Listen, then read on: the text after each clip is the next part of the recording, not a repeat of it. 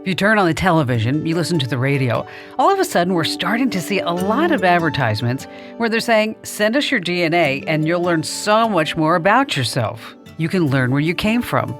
You can even learn the odds of you getting cancer.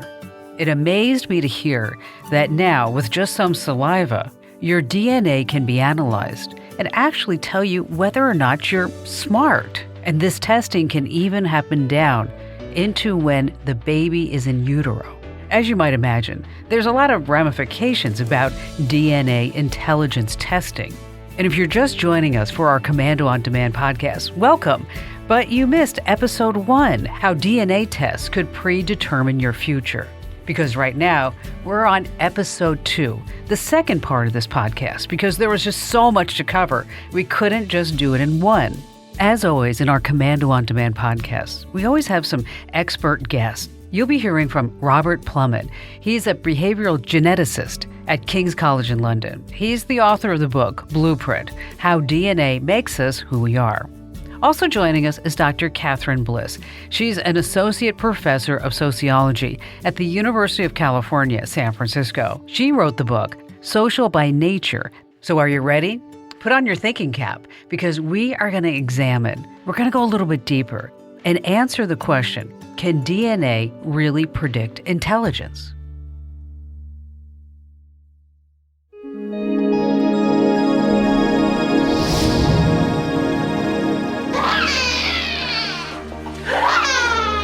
"10 fingers, 10 toes, that's all that used to matter.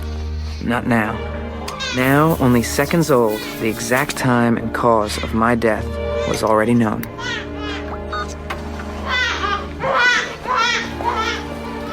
Neurological condition, 60% probability. Manic depression, 42% probability.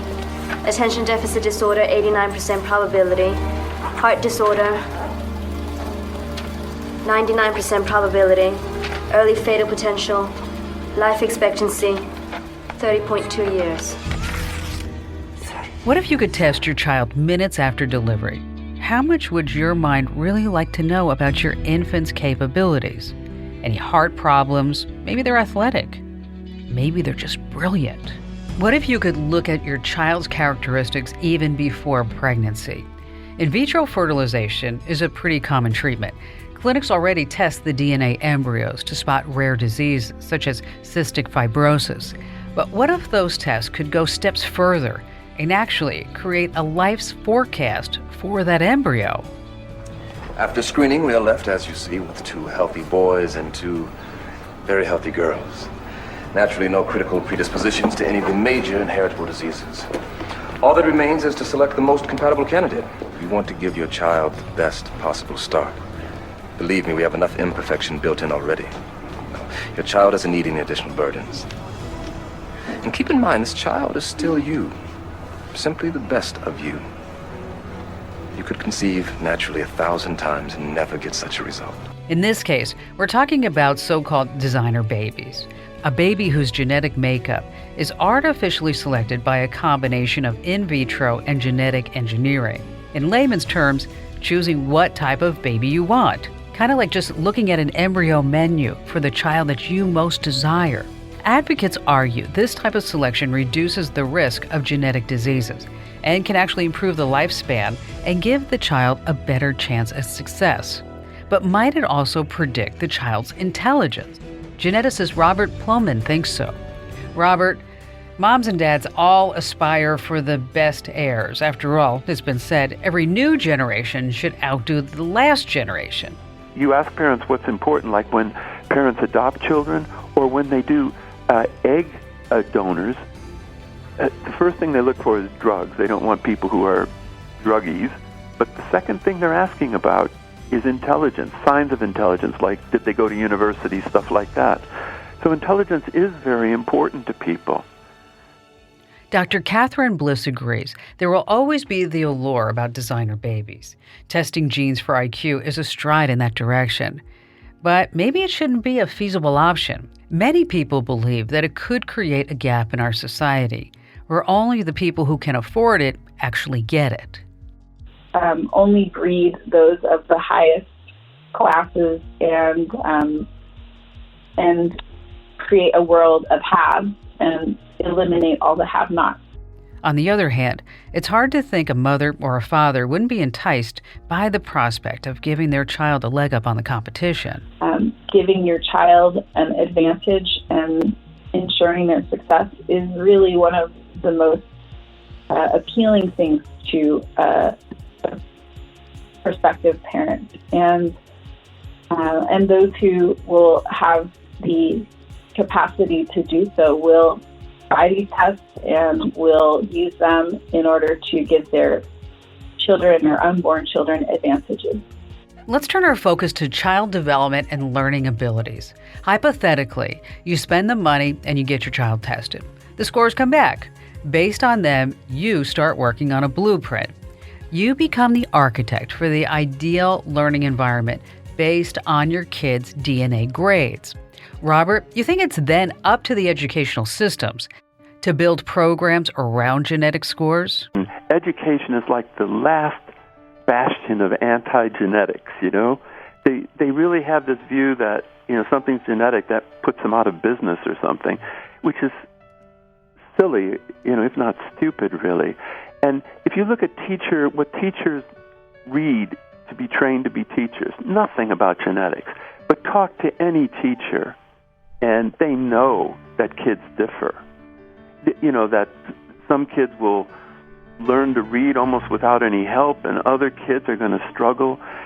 They try to, all teachers, you know, try to do the best for, say, the 30 kids in their class, and they're doing, you know, about the same. I mean, they're not like, you know, preventing one child from learning or anything, and yet it's just obvious how different children are in how they learn, and increasingly, I think it's not just aptitude, it's appetite. It's what they like to learn. Now, Catherine, you reckon that scientists like Robert are too focused on DNA and genes. They need to actually step back and survey the entire picture.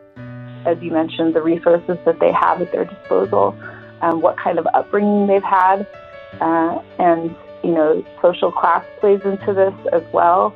And so there are so many reasons why the tests that actually tell you whether a person has a high or low IQ or high or medium or low intelligence are problematic themselves.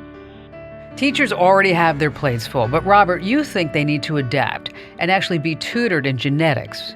You presume that we give them too much credit or blame. You know, someone who's particularly good at school, you know, you think, well done, you're working hard, and another child, though, isn't doing so well. And, you know, you first blame the school, then you blame the teacher, then you blame the kid. You say, well, obviously just not trying hard enough. And yet, with genetics, you come to recognize that people, even children in a family, are different genetically. Do you think by simply incorporating genetics testing for brain power, we'll actually see kids do better in school? Which must be better than our current strategy, which is to let kids get to school, let them fail, like on reading, and then you say, oh, we better do something about this. But, you know, by then, a child's self-esteem might be damaged, and, you know, and the other kids know that child's a bit slow or whatever. Every child's different. Think of your kid compared to his or her friends. What about your own siblings? How many times have you wondered, how am I even related to this person? We have nothing in common. That's right, genes don't tell the entire story. If we put too much stock into these DNA IQ tests, it sounds like we would actually move towards personalized learning, tailoring class instruction to specific interests of each particular child. What do you think about that, Robert? Recognize that children are different and respect those differences. And where this has to go is towards more personalization, you know, and for parents too, I think, not just teachers. We need to be like resource managers and give kids opportunities to find out what they're good at, and increasingly, I think, what they like to do. What would you say to parents who disagree with the DNA IQ test?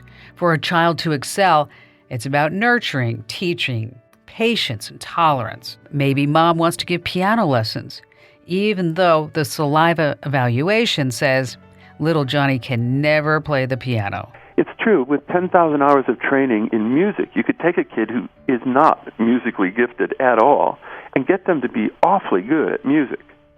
But they're not stupid. They're going to see that their friend, with hardly any effort, is just zipping along musically, composing and all of that. So if you could, be a dictator and make your kid do those 10,000 hours, you can do a lot. It's not that the environment is impotent, but why not go with the flow and figure out what your kids like to do and what they're good at and help them do that?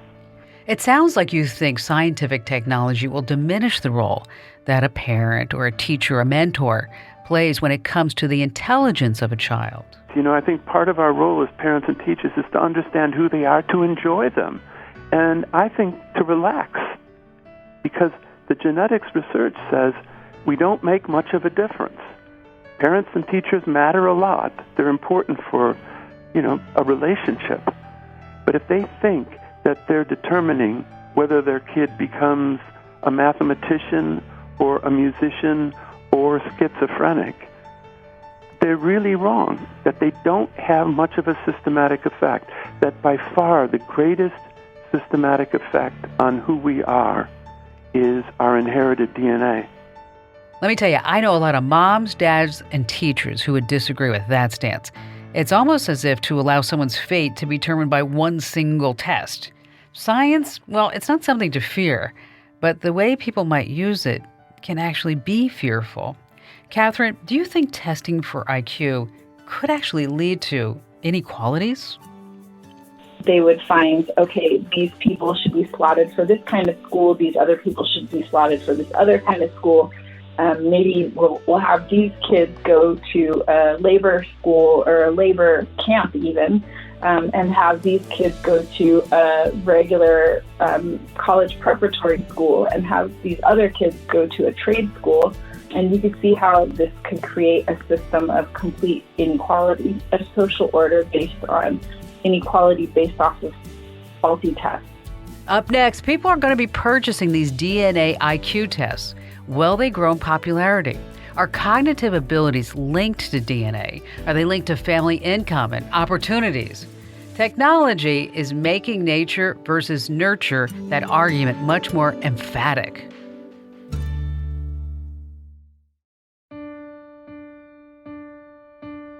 Several companies are already offering these DNA tests.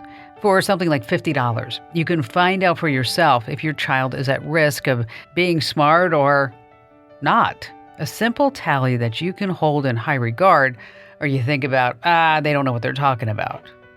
The larger issue is what can we do with these polygenic scores, especially in a positive way. And I think the idea of preventing problems before they occur is going to be the major positive aspect to this. Because again, the tests and the research is problematic. And they're all based on probabilities. All of these, every time that you look at someone's genome and you find that they have this marker versus that marker, we're talking about base pairs. We're talking about, each individual has over 3 billion base pairs of DNA in their bodies. And you cannot know enough about a person. You'd have to do whole genome sequencing of the highest resolution on every single person out there to know really what each allele means, what each variant means. And we don't have that kind of information. And that will not happen in the next 10 years. That will not happen in the next 100 years. It may never happen, in fact. But how much of our intelligence is predetermined by genetics? That's a question that we've investigated for over a century. One thing's for sure, these tests will only throw gasoline into this fiery debate. We can all agree, though, that people are different. And they're not just different environmentally. The major systematic force in making people different is genetics. And by that we mean inherited DNA sequence that you inherit from the single cell formed from your mother's egg and your father's sperm. So that is exactly the number one message, is that people are different, our children are different, and a lot of that has to do with genetics.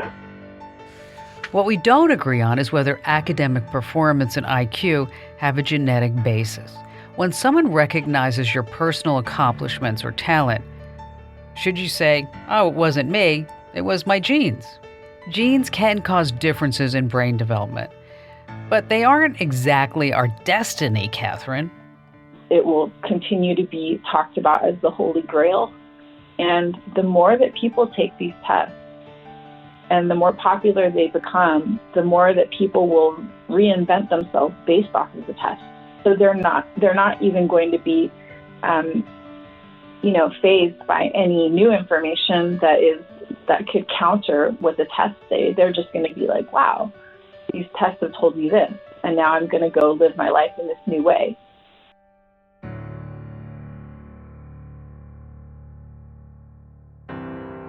Human intelligence has some genetic components. While no one disputes the importance of genes, they don't seal our fate. The ability to predict cognitive potential from DNA could prove tremendously useful. But right now, there's no conclusion on whether intelligence is more inherited or it's more learned. But technology has seemed to make DNA a commodity, and it's being sought after by scientists, scholars, and just a slew of biotech companies. You give them your data, and in return, they send you results.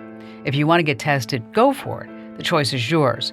The results may endorse or substantiate the notion you have of yourself or your child. And of course, if you're super smart, be sure to thank your parents for that. When you flip the script, those results could be premature. It's up to you to decide what to do with them. Be careful that you don't make any disastrous decision based on one single test. Intelligence is like your friend's relationship status. It's complicated, it's always evolving. You have your genes, your environment, your social situation, your internal motivation, all these factors into thinking who we are. And some of us are still struggling to find ourselves. Research will continue mapping our genes. I just wonder if the final destination will actually be, the smartest choice. Thanks for joining me for this podcast. And if you liked it, share it with your family and friends. And by the way, whether you're on iTunes, Google Play, or wherever you get your podcasts, be sure that you give us a great 5-star review and write something really swell too, because that helps other people find our podcasts. And while you're there, hit that big old subscribe button. This way you get our Commando On Demand podcast delivered to you automatically, even when you're sleeping. And if you like tech news, stay up to date the easy way. Subscribe to Commando.com's Tech News Today and also Tech News This Week. And thanks for listening.